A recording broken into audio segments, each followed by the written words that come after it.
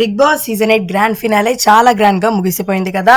అయితే టాప్ 3 గా మన నబీల్ అయితే బయటికి రావడం జరిగింది. నబీల్ బయటికి వచ్చాక హౌస్ లో తన నిఖిల్ తో ఉన్న బాండ్ గురించి ఏం చెప్పాడో తెలుసుకుందాం వచ్చేయండి. ఇకపోతే నబీల్ వచ్చేసి ఈ విధంగా అంటారు, నాకు నిఖిల్ బ్రో వచ్చేసి చాలా జెన్యూన్ అనిపిస్తాడు. ఎందుకంటే నాకు తన ఫ్రెండ్షిప్ అంటే చాలా ఇష్టం.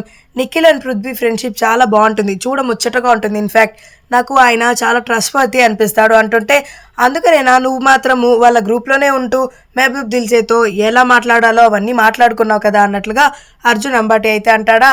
దానికి ఈ విధంగా అంటాడు నబీల్, నేను కావాలని అలా మాట్లాడలేదు, అది రాంగ్గా పోర్ట్రే అయ్యుండొచ్చు. నేను ఆ క్లాన్లోనే ఉండి ఆ క్లాన్కి ద్రోహం చేయాలని అస్సలు అనుకోను కదా బ్రో. మీరు ఎందుకని అలా అనుకున్నారు నాకు అస్సలు అర్థం కావట్లేదు.